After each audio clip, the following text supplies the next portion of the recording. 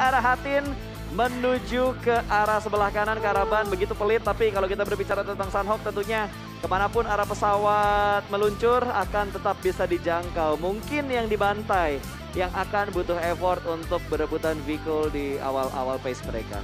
Oke, tadi gue hampir mau ngomongin Rengel tuh lupa gue tulisan Gara-gara lu ngelihat ijo-ijo pasti lu pikirnya Rengel kan?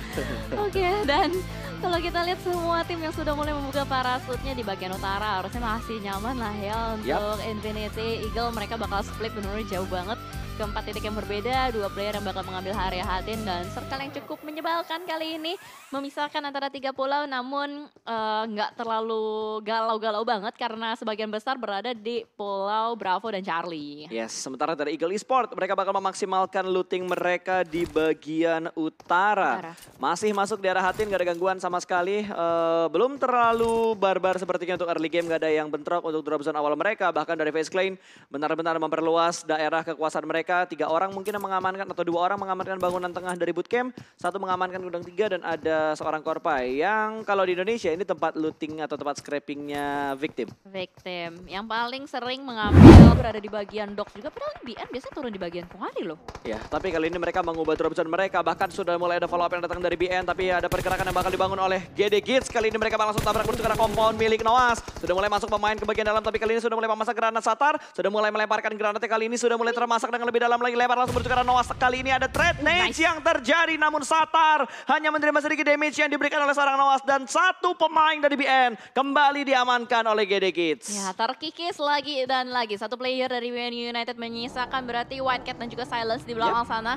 Mungkin mereka bakal disengage lah ya, nggak mau terlalu agresif juga untuk menabrak area bagian dari Genesis Dogma itu, mengingat mereka hanya tersisa 2 player saja dan Dibot hampir saja. Gila men, itu udah nggak ada darahnya lagi. Hampir.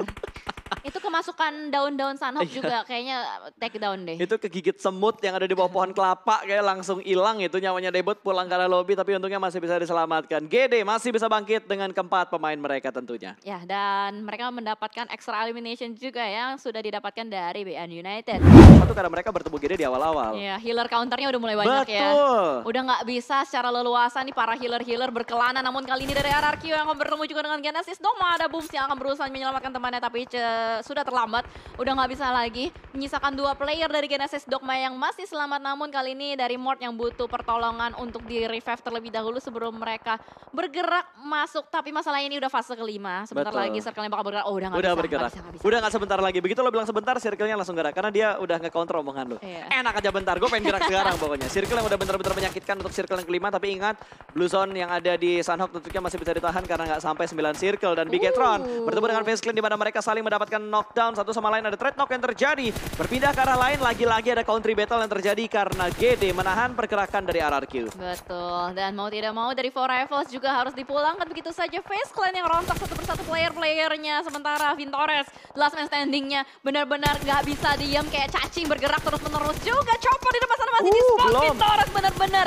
berusaha untuk mendapatkan elimination walaupun dia tahu ini Blue Zone udah cukup menyakitkan, tapi Vintores nggak mau menyerah begitu saja. Betul, masih tetap untuk memberikan tekanan ke arah pemain-pemain dari Eagle Esports. Sementara kali ini sudah mulai memasak, Molotov yang dilempar ke depan sana bertukar seorang Chopper dan Chopper bakal berpindah ke tempat yang lebih aman lagi karena masih ada bebatuan di depan Chopper. Masih ada obstacle yang bisa dimanfaatkan oleh seorang Chopper keluar dari arah bebatuan tersebut dan menjadi santapan dari Vintores. 1 pemain Eagle pun hilang dan kali ini Vintores tidak ada add kit lagi. FaZe Clan bakal dipulangkan menuju ke arah lobby. Bye-bye FaZe Clan udah ya. kebalap tuh. Secret udah naik ke peringkat pertama, beda 4 poin sama FaZe Clan. Ya, karena FaZe Clan-nya udah tumbang terlebih dahulu gitu kan. Dan kalau kita lihat dari Logan, dia masih punya 29 first aid. Lomba!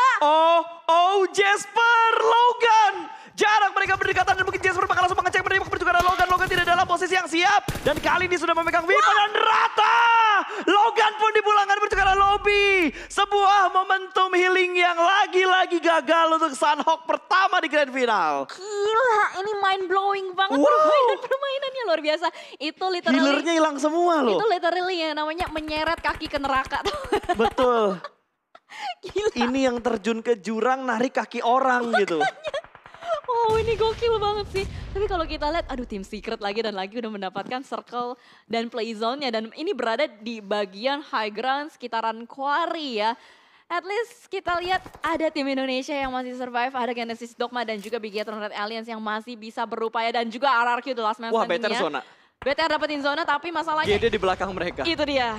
Tapi GD berada di bagian bawahnya nih. Iya, so far aman sih. Tinggal ngelihat apakah BTR bakal bertemu dengan tim Secret. Karena kalau kita lihat kondisi dari Secret mereka agak sedikit terpecah. Dan ada iShoot ternyata yang masih menahan di bagian luar zona, Jel. Berarti iShots-nya nge-heal kah? Enggak. iShoot-nya ada di bagian luar. Mereka bakal masuk belakangan mungkin untuk menahan beberapa tim yang datang dari arah Kwari. Tapi kali ini kita bakal menghadapi pemain dari Bigetron. Sandwich position, kanan dan kiri. Backup terlambat dari iShoot tentunya baru naik ke bagian atas. Sementara Secret kalau dilihat jumlah elimination mereka udah banyak banget. Mereka sudah mendapatkan 9 elimination tadi. Masih belum menurunkan tempo permainannya ya berarti. Dan sementara juga dari Bigetron Red Alliance yang masih berdansa di bagian sebuah tebing-tebing dan playzone yang begitu menyakitkan. Lagi-lagi sudah mulai mengkikis player-player dan tim-tim lain di luar sana. Tapi dari Genesis Dogma terus-menerus memberikan tekanan juga. Namun Ryzen sadar ada keberadaan Genesis Dogma yang berada di bagian bawah. Dan circle-nya kali ini berpihak untuk Bigetron Red Alliance dan juga Genesis Dogma. Betul, gue kalau jadi GD gue bakal diem dulu. Gue gak bakal pancing fight karena BTR supaya top 2 tersisa adalah 2 tim dari Indonesia. Secret lagi kerepotan banget buat masuk ke dalam zona. Vampire juga kerepotan banget karena mereka ditahan sama tim Secret. Ini 2 tim yang bakal pulang-pulang duluan ke arah lobby. Entah dari Secret duluan yang pulang karena diajar sama Vampire. Atau Vampire yang bakal pulang duluan tersandwich dari Secret dan juga Bigetron. Nah ini tim Secret benar-benar harus ngejaga berbagai angle sih. Karena di bagian luar Let's juga ada go, Vampire.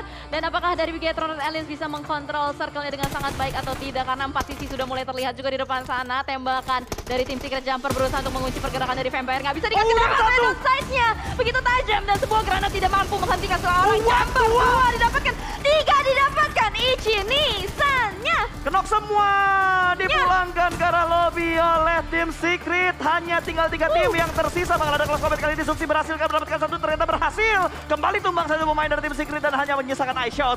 The last man standing untuk tim Secret.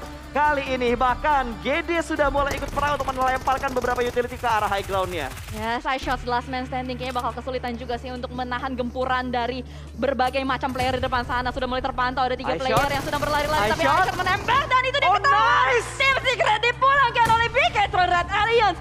Top 2! Indonesia! Woo!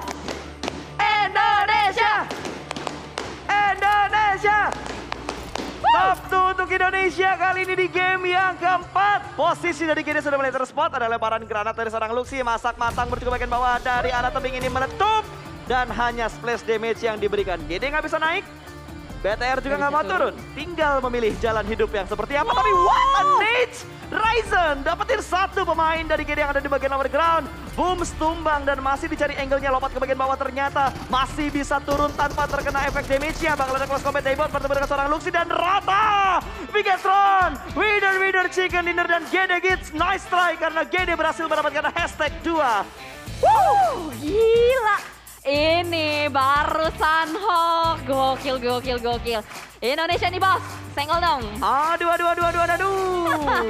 8 elimination dikumpulkan oleh Red Alliance sementara GD dengan hashtag 2, 12 plus 1 poin.